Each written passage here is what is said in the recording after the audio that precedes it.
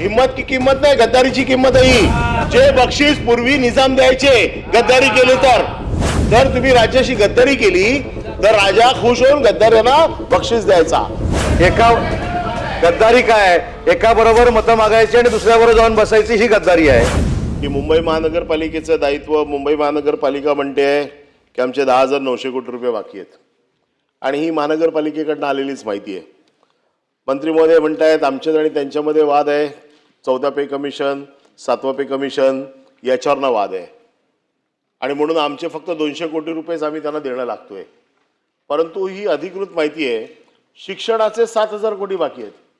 आता शिक्षणाचे 7,000 कोटी बाकी आहेत, याला 14 पे कमिशन आणि 7 पे कमिशनचा काय संबंध आहे? आपण जे आता वाचून दाखवलं, कोस्टल रोड, बाकीचं नद्यांचं पुनर्जीवन, मिठी नदीचं वेगळं पुनर्जीवन, मिठी नदीशिवाय मुंबईत अशा कुठल्या नद्या आहेत की ज्याचं पुनर्जीवन करताय आपण? मिठी नदी ही एक मोठी नदी आहे मुंबईमध्ये, त्याचे वेगळे पैसे दाखवलेले आहेत। मिठी नदीच्या व्यतिरिक्त अशा कुठल्या वेगळ्या नद्या आहेत की ज्यांचं पुनर्जीवनाचे पैसे आपण दाखवलेले आहेत? त्याच्यामुळे ही माहिती जी आपल्याकडनं आमच्याकडे येते, जी आता आपण पटलावरती आहे, या माहितीमध्ये मी असं म्हणणार नाही की ती असत्य आहे, पण या माहितीमध्ये विसंगती आहे। हे थोडा चांगल्या शब्दात हे मी सांगतोय, त्याचं कारण असं आहे की मी मुंबई महानगरपालिकेकडनं घेतलेली माहिती आहे। आता प्रश्न असा आहे की राज्य शासनाचे पैसे राज्य शासन देणं लागते। इथे एका बाजूला आपण म्हणताय की आम्हाला पैसे द्यायचेत नाही द्यायचेत, दुसरं आहे। दुसऱ्या बाजूला मुंबई महानगरपालिकेचं दायित्व काही लाख कोटीमध्ये गेलेलं आहे, म्हणजे मुंबई महानगरपालिकेला द्यायला आता पैसे नाही आहेत। तिसऱ्या बाजूला या गेल्या 3 वर्षामध्ये आमदार खासदारांना सत्ताधारी आमदार खासदारांना 1600 कोटी रुपये दिले। 1600 कोटी रुपये म्हणजे 1600 कोटी रुपये हिम्मत की किंमत नाही, गद्दारीची किंमत आहे ही। हिम्मत की किंमत नाही आहे, ही किंमत कसली आहे? हे बक्षीस आहे।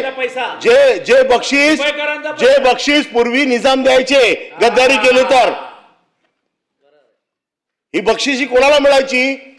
जर तुम्ही राज्याशी गद्दारी केली तर राजा खुश होऊन गद्दारांना बक्षीस द्यायचा। तुम्ही असे शब्द जर आम्हाला सांगायला लागाल तर आमच्याकडे याच्यापेक्षा चांगले शब्द आहेत।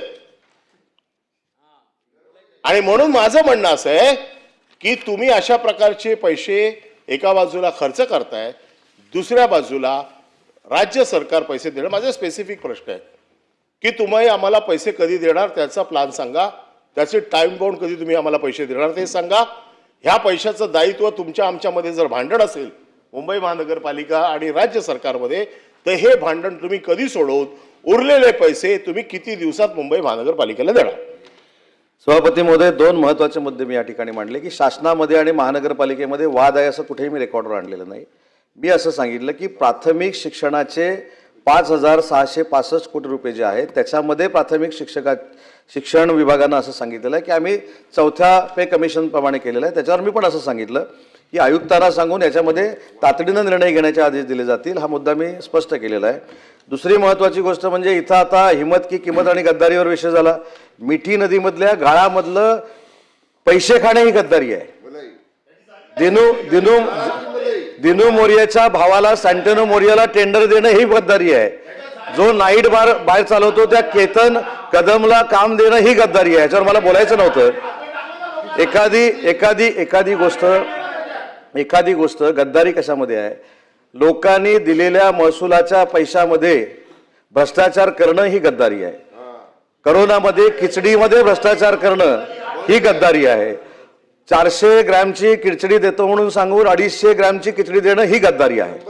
त्याच्याबद्दल मला वैयक्तिक कोणावर टीका करायची नाही, पण माझी भूमिका अशी आहे, खिचडी खाणारे किती जेलमध्ये जाऊन आले हे तुम्हाला देखील माहिती आहे, मला देखील माहिती आहे। तर प्रमुखांवर बोलण्याची गरज नाही। मुद्दा असा आहे की आपल्याला मुंबईकरांना न्याय मिळवून द्यायचा आहे। आम्ही देखील आता 25-25 वर्ष सभागृहामध्ये आहोत।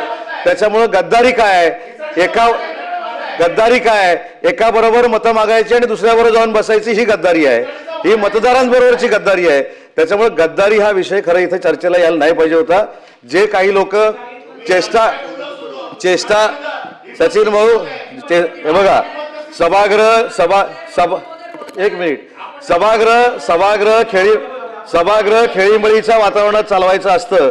म्हणून जर मी हिम्मत की किंमत म्हटली असेल तर एवढं झोंबायचं कोणालाही गरज नव्हती. गद्दारी हा विषय आणायचा नव्हता. गद्दारीवर जर परिपाठ लिहायचा झाला तर मोठा आम्ही लिहू शकतो. मुद्दा असा आहे की या संदर्भामध्ये मुंबईच्या संदर्भात अनिल परब साहेबांनी मांडलेली भूमिका आहे मी नाकारतच नाही की जर प्राथमिक विभाग सांगत असेल की 200 कोटी रुपये आणि आम्ही सांगत असू 5,665 कोटी रुपये, तर महानगरपालिकेची असलेली थकबाकी प्राथमिक शिक्षक विभागानं दिली पाहिजे, हीच त्याच्या मागची भूमिका आहे. त्याच्यामध्ये दुसरं काही असू शकत नाही. त्याच्यामुळं माझं म्हणणं एवढंच आहे की ही मुंबईच्या हिताची लक्षवेधी आहे. मुंबईच्या सगळ्या विकासात्मक कामाला न्याय देणारी ही भूमिका आहे. आणि म्हणून मला असं वाटतं की आपण आता मिठी नदीवरचा विषय काढला की मिठी नदीला 2,350 कोटी रुपये का दिले.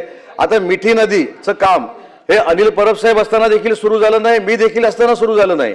हे 2006ला सुरू झालं.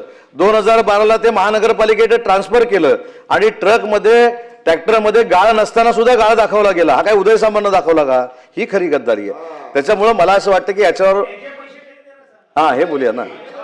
आणि म्हणून मी सांगितलं की अनिल परब साहेबांनी ज्या भावना मांडल्या तशा फक्त भावना मी मांडलेल्या आहेत, पण शासनाकडनं असलेली थकबाकी देणं हे क्रमप्राप्त आहे. भले आम्ही टप्प्याटप्प्यानं देऊ, परंतु महानगरपालिकेला अजून आहे त्याच्यापेक्षा सक्षम करण्यासाठी महाराष्ट्र शासन कटिबद्ध आहे.